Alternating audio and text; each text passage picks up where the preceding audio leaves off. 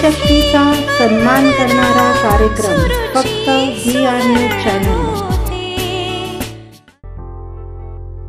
व्यवसायाने डॉक्टर असणाऱ्या आणि समाजसेवेचं व्रत उचलून गोरगरिबांची सेवा हीच ईश्वर सेवा मानणाऱ्या डॉक्टर नेहा सिंग रोडा आहेत आजच्या आपल्या विशेष पाहुण्या। या देवी सर्वभूतेषु व्रती रूपेण संस्थिता नमस्तस्यै नमस्तस्यै नमस्तस्यै नमो नमः। VR न्यूज प्रस्तुत नवरात्र विशेष या आपल्या तिचा सन्मान या कार्यक्रमामध्ये आपणा सर्वांचं मनपूर्वक स्वागत आणि आपणा सर्वांना नवरात्रीच्या हार्दिक शुभेच्छा। नवरात्र म्हणजे उत्सव देवीचा, उत्सव मांगल्याचा, उत्सव शुभ कार्याचा, वाईट प्रवृत्ती नष्ट करून चांगल्या गोष्टींवरती विजय मिळवण्याचा आणि या विजयाची उत्सवात रूपांतर करण्याचा। नवरात्रात पूजा होते ती स्त्री रूपाची, स्त्रीच्या कर्तृत्वाची, स्त्रीच्या मातृत्वाची, स्त्रीच्या दातृत्वाची।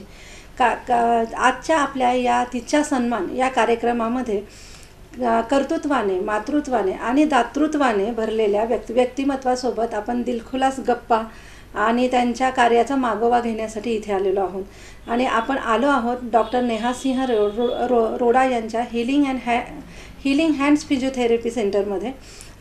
तर त्या त्यांच्या संचालिका आहेत आणि सोलापूरमध्ये गेली अनेक वर्ष त्या खूप मोठ्या प्रमाणात या क्षेत्रामध्ये कार्य करत आहेत। तर त्यांच्याशी गप्पा मारताना आपण त्यांच्या कार्याचा मागोवा घेऊया आणि नवरात्रामध्ये या एका नवीन रूपाचं आपण भेट घेऊया। नमस्कार मॅम, आपलं खूप खूप स्वागत आहे। धन्यवाद। कार्यक्रमामध्ये सुरुवातीला मला तुमच्याबद्दलची माहिती म्हणजे तुमचं नाव आणि तुमच्या कुटुंबातील लोकांची माहिती घ्यायला आवडेल। माझे नाव डॉक्टर नेहा सिंग रोडा आहे। मी फिजिओथेरपिस्ट आहे बाय प्रोफेशन आणि माझे हस्बंड डॉक्टर विनोद रोडा BMS डॉक्टर आहेत, आयुर्वेदिक प्रॅक्टिशनर आहेत आणि मी इथे हिलिंग हँड्स फिजिओथेरपी सेंटर गेले 14 इयर्स 14 वर्षापासून चालवत आहे। त्यामध्ये फक्त फिजिओथेरपी नाही तर खूप प्रकारचे अनेक ॲडव्हान्स ट्रीटमेंट जे मी UK वरनं शिकून आलेली आहे, ऑस्टिओपॅथी, कायरोप्रॅक्टिक आणि त्याचबरोबर सरांच्या आयुर्वेदिक ट्रीटमेंट, ह्या सर्व ट्रीटमेंटचं कॉम्बिनेशन देऊन आम्ही रुग्णांना विना गोळी आणि विना ऑपरेशन बरं करतोय। वा, किती छान।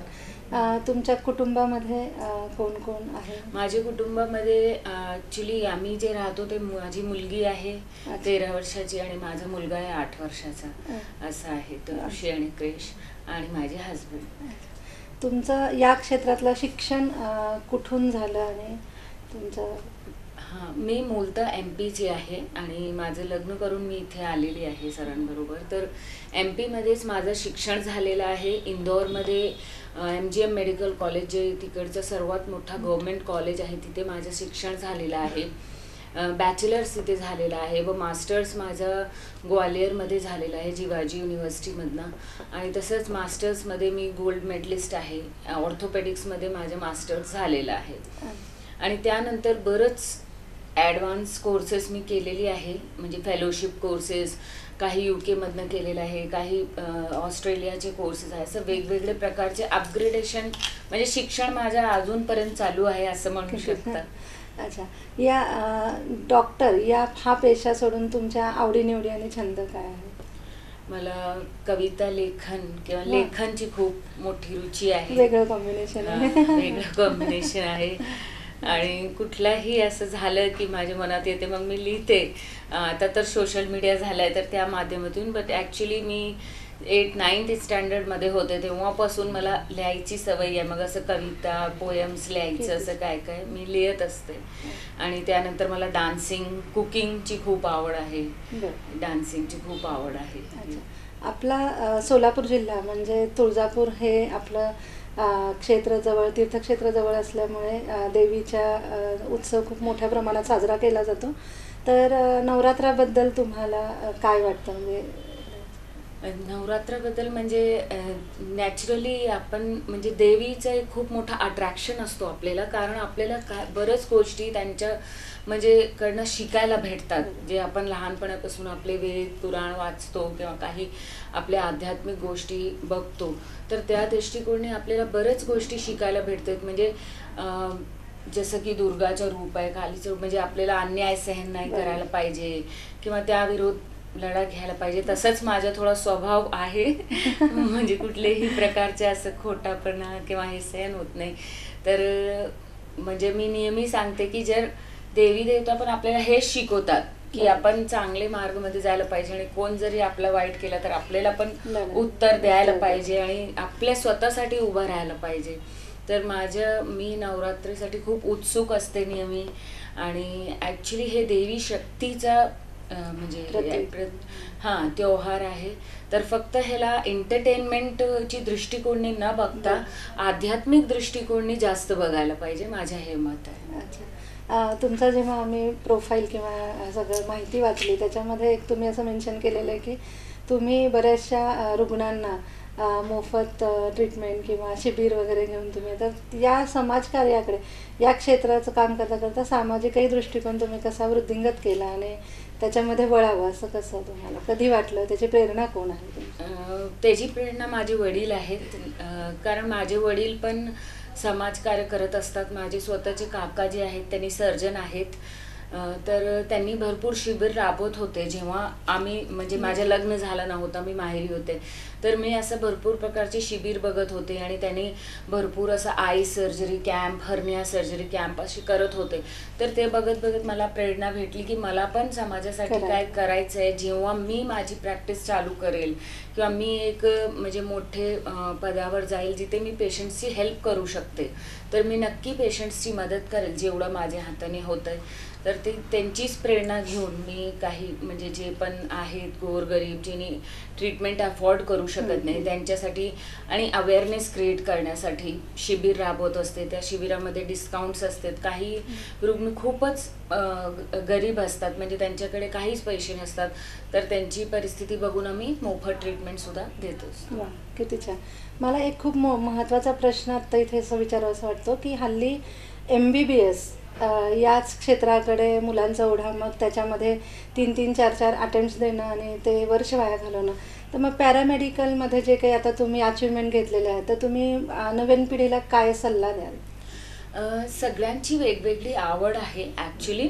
बट हां, ही जी फील्ड आहे ह्याच्यामध्ये कसं आहे आपण पेशंट बघतो आणि ही खूप सेफ फील्ड आहे आणि इमर्जन्सी नाही.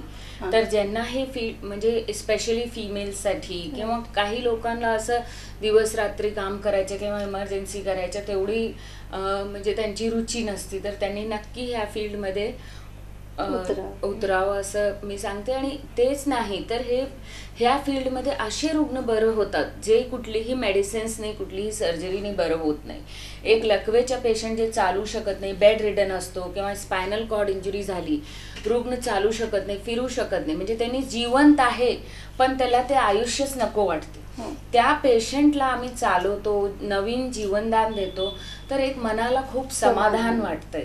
तर जर तुम्हाला खरंच लोकांची सेवा करायची आणि काहीतरी वेगळं करायचंय, समाधान पण भेटायला पाहिजे. म्हणजे पैसे तर सगळे कमवतात पण त्याबरोबर एक सॅटिस्फॅक्शन जे भेटायला पाहिजे त्यासाठी हे फील्ड खूपच चांगलं आहे आणि खूप उत्तम आहे. एक शेवटचा प्रश्न असा की म्हणजे असं असतं की MBBS डॉक्टर म्हणजे आपल्या काही एक ॲक्सिडेंट झाला असू दे किंवा काहीही असू दे तर जेव्हा आपण डॉक्टरांकडे ट्रीटमेंट घेतो आणि त्यानंतर डॉक्टर आपल्याला सजेस्ट करतात की तुम्ही फिजिओथेरपिस्टकडे जा तर हल्ली लोकांच्या मनात पटकन येतं की नाही अरे काय त्यांचं ते ठरलेलं असतं की इकडे जा तिकडे जा असं थोडंसं रुग्णांच्या नातेवाईकांच्या मनात येतं. तर त्यांचा हा गैरसमज दूर करण्यासाठी तुम्ही काय सांगाल? नाही, असं काहीच ठरलेलं नसतं. आता माझ्याकडे कुठला पेशंट आलं आणि तो माझा केस नाही, समजा की हे माझं केस नाही आहे, ह्याला MD मेडिसिनकडे जायला पाहिजे. सपोज एक पेशंट येते त्यांनी म्हणते पायाला सूज आली आहे पण ते सूजचं कारण किडनीची प्रॉब्लेम असू शकते. तर मी सगळे टेस्ट करते आणि मला असं वाटतं की हे जी पायाची सूज जी आहे ते मांसपेशीची नाही, त्याला किडनी स्पेशलिस्ट म्हणजे त्याला कुठल्या MDकडे पाठवायला पाहिजे आणि पण त्यांनी सगळे तपासणी करून पुढच्या प्रोसेस करू द्या. तर असंच त्या डॉक्टरांच्या प्रोसेस झाल्यावर त्यांना असं वाटतंय की आपल्याला आता हे आपलं काम झालंय, आता फिजिओथेरपिस्टचं काम आहे, इथे रोल आहे तर त्यांनी रिफर करतात. ह्यामध्ये कुठलंही म्हणजे हे नाही आहे असं. तर आज तुमच्याकडे इथे येऊन तुमचं पूर्ण क्लिनिक बघून आम्हाला खूप छान वाटलं. ज्या पद्धतीने इथे ट्रीटमेंट चालू आहे तर ते खूपच तुमचं कार्य खूप छान आहे. तर आमच्या कार्यक्रमाला तुम्ही तुमचा अगदी वेळात वेळ काढून दिल्याबद्दल खूप धन्यवाद. आणि आज आपण पाहिलं की मॅडम ज्या पद्धतीने इथे काम करतायत सोलापूरमध्ये गरीब लोकांसाठी आणि गरजू लोकांसाठी या जे काही काम करतात ते काम खूपच वाखाणण्याजोगं आहे. तर आजचा हा कार्यक्रम इथेच थांबूया. मी आपली रजा घेते आणि उद्या पुन्हा भेटूया एका नवीन देवीच्या रूपासहित. आणि मी इथेच तुमची रजा घेते. धन्यवाद. स्त्री शक्तीचा सन्मान करणारा कार्यक्रम फक्त VR न्यूज चॅनल.